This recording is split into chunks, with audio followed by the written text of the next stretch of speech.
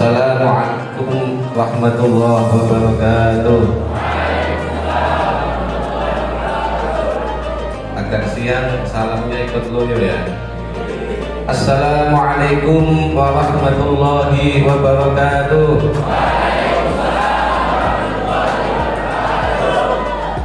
Alhamdulillahilladzi an'ama 'alaina bi ni'matil iman wal islam ala tariqati ahli sunnah wal jamaah.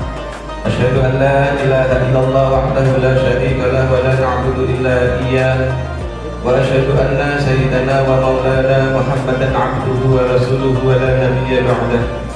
Allahumma shalli wa sallim wa barik ala sayyidina wa maulana Muhammad wa ala alihi wa ashabihi ajma'in, amma ba'd. Pada siang hari ini saya diberikan waktu untuk menyampaikan materi terkait dengan aswaja. Mohon maaf, aswaja itu luas sekali sehingga kami hanya mengambil cuplikan dari sisi lain yang perlu kita laksanakan. Kita awali bismillahirrahmanirrahim. Anak-anakku semua, saya bertanya, inginkah Anda menjadi anak yang sholih sholihah? Inginkah Anda menjadi orang yang manfaat? Sebab Rasulullah Muhammad SAW sudah mengatakan, hidup itu yang baik adalah anfa'uhum linnas. Hidup yang baik itu bagi kita semua adalah manfaat untuk orang lain. Sehingga inginkah Anda nanti hidup manfaat untuk orang banyak? Oke. Kalau Anda ingin jadi anak yang sholih sholihah, hidup Anda ingin menjadi anak yang manfaat buat orang lain, syaratnya di dalam mencari ilmu ada 3, yaitu menyeimbangkan yang namanya ya'idu bil ilmi wal amal wal riyadah. Harus menyeimbangkan namanya ya'idu bil ilmi wal amal wal riyadah. Kalau bahasa yang lebih intelek, kalau anak-anakku semua ingin menjadi anak yang sholih sholihah, saat mencari ilmu, saat ini Anda harus menyeimbangkan 3 hal. Yang pertama adalah moralitas, yang kedua intelektualitas, yang ketiga adalah ritualitas. Apa anak-anakku yang pertama? Yang kedua? Yang ketiga? Ya, pokok tas-tas itu ya. Rasulullah Muhammad sallallahu alaihi wasallam diutus oleh Allah ke dunia bukan untuk menyampaikan ilmu, akan tetapi beliau mengatakan, innama bu'itsu liutammima makarimal akhlaq. Aku diutus ke dunia oleh Allah Subhanahu wa taala untuk menyampaikan yang namanya akhlak. Sehingga kalau Anda ingin jadi anak yang soleh, ilmunya manfaat buat orang lain, yang pertama saat ini tolong utamakan yang namanya akhlak, tokoh kelompok dimengerti. Sehingga Imam Syafi'i, beberapa imam mengatakan, qadimil akhlaq qabla al-ilmi, dahulukan yang namanya akhlak sebelum ilmu. Jadi yang namanya air akan mengalir ke tempat yang tinggi atau yang rendah? Air mengalir ke tempat yang tinggi atau yang rendah? Kalau hati kita tawadhu, hati kita berakhlak, maka yang namanya ilmu itu akan mengalir pada hati kita semua. You understand? Oke. Siapa kita? Siapa kita? NKRI Pancasila. Oke. Sekali lagi, sekarang banyak orang-orang yang pintar-pintar, tapi rakyat benar. Kecilan saya, kecilan orang tua saya, kecilan para bapak ibu guru kita semua. Kalau ujian itu dapat nilai 70, 80 semua nih. Sekarang itu anak-anak kita itu ujian 100 gitu, nilainya 100 biasa. Pulang malam tambahin 110, 120, bangga. Tapi nilai kebenaran, nilai akhlaknya yang berkurang. Yang kedua, kalau Anda ingin jadi anak yang sholih sholihah, ilmunya manfaat, Anda bisa anfa'uhum linnas, tolong Cari lembaga pendidikan yang mengutamakan intelektualitas yang tinggi. Intelektualitas yang tinggi itu nopo? Kalau bahasa yang mudah kita pahami, kita tidak terlalu fanatis anak-anak. Kalau kita terlalu fanatis itu tidak baik. Alhamdulillah, anak-anakku semua, kita sekolah di mana satu Blitar ini kita diajarkan untuk intelektualitas kita yang tinggi, yang tidak fanatisme, yang tidak gampang menyalahkan kepada orang lain. Anak-anakku semua, Anda taat kepada Pancasila karena Anda hidup di negara Indonesia. Indonesia adalah negara yang berdasarkan Pancasila dan Undang-Undang Dasar 1945. Kalau kita taat kepada pemerintah, berarti kita taat pada Al-Quran. Kalau Anda taat kepada orang tua, berarti taat kepada Allah. Dan ini yang diajarkan di sekolah kita, yang intelektualitasnya tinggi, tidak terlalu radikal, tidak terlalu fanatis. You understand? Yang ketiga, kalau anak-anakku ingin jadi anak yang solih-solihah, carilah lembaga pendidikan yang mengutamakan yang namanya ritualitas. Ritualitas itu kalau bahasanya pesantren adalah wiritan. Nah, wiritan itu tidak harus nyekel tasbih, madem ngetan, madem nulon, madem itu, ya Habib, ya Habib, ya Alim, ya Alim. Tidak. Tapi yang namanya ritualitas itu adalah, tolong anak-anakku semua utamakan sholat 5 waktu. Kalau sholat 5 waktu sudah terjaga, gak ada yang bolong.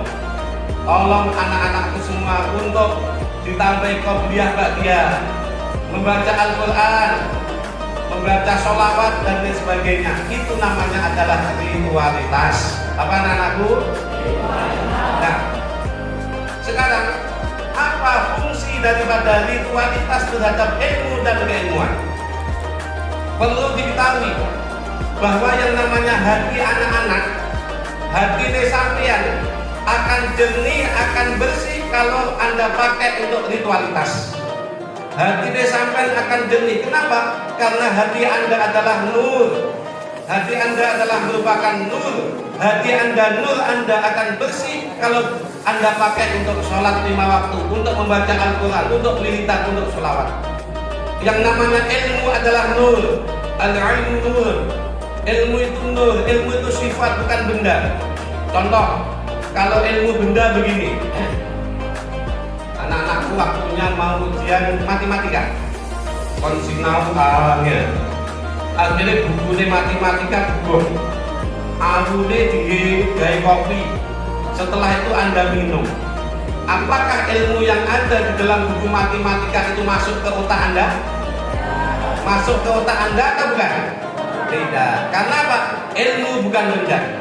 Tapi ilmu adalah sifatun yang kasihu bihal matlubu inkisaban taman. Yang namanya ilmu adalah suatu sifat yang apabila dimiliki oleh seseorang akan tampak jelas sifat-sifat tersebut.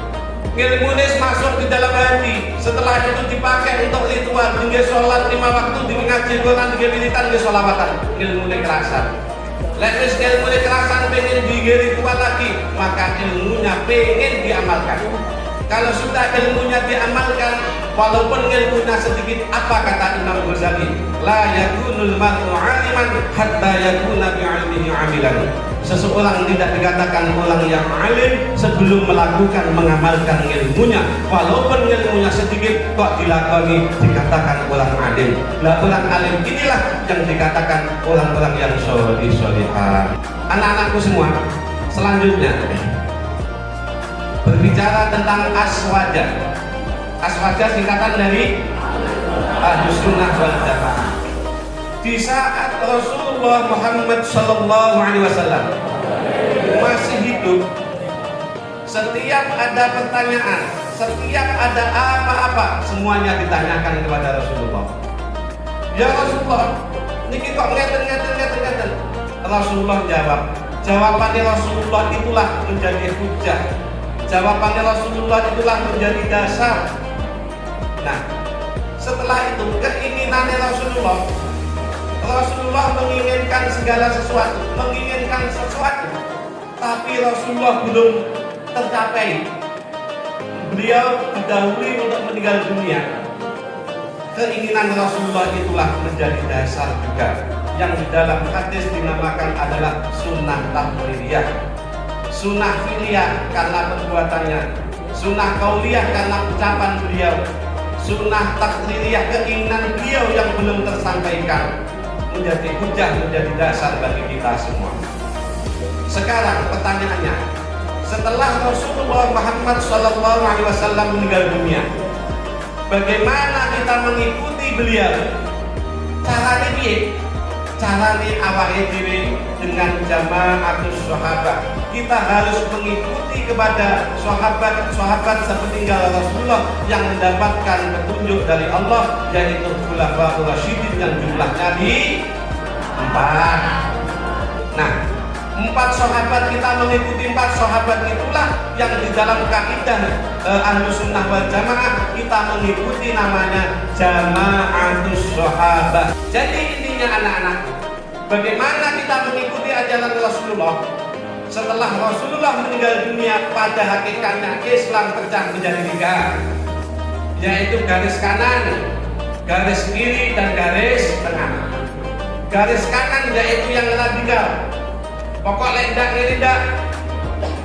Contoh, dengan adanya Syiah pokok lendak ngelindak, pokok lendak mengikuti mereka, dianggap musuh dan itu harus diperangi. Syiah yang termasuk golongan kiri, yaitu mereka yang menyepelekan terhadap syariat.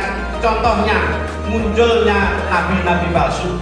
Nah, kita Ahlus Sunnah wal Jamaah posisinya di mana anak-anakku semua? Kita di mana anak-anakku semua? Tengah. Tengah itu adalah tawasud, tidak radikal, tidak menyepelekan terhadap syariat Islam. Kita kalau di Indonesia namanya Islam Nusantara, menerima budaya-budaya yang baik, budaya-budaya yang lokal yang tidak bertentangan dengan syariat Islam.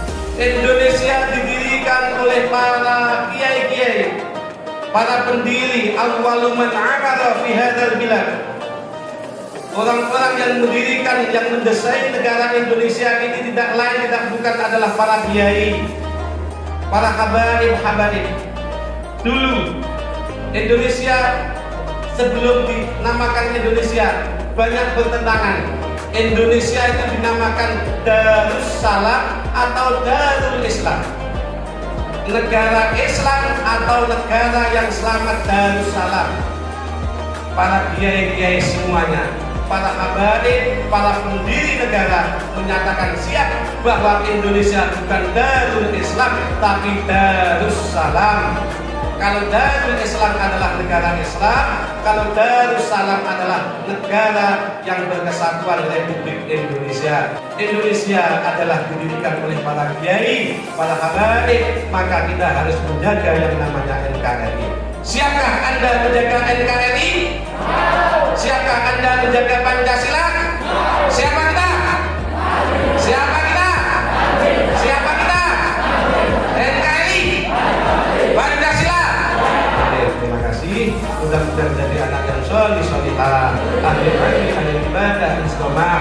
Kita doakan para orang tua kita, para guru kita, oleh Allah diberikan umur yang panjang, kesehatan lahir batin, kekuatan lahir batin. Andai kata seandainya kita kembali ke jalan Allah Subhanahu Wa Taala, mudah-mudahan kita dalam keadaan husnul khotimah dan mudah-mudahan Ahlus Sunnah wal Jamaah tetap lestari di bumi Indonesia.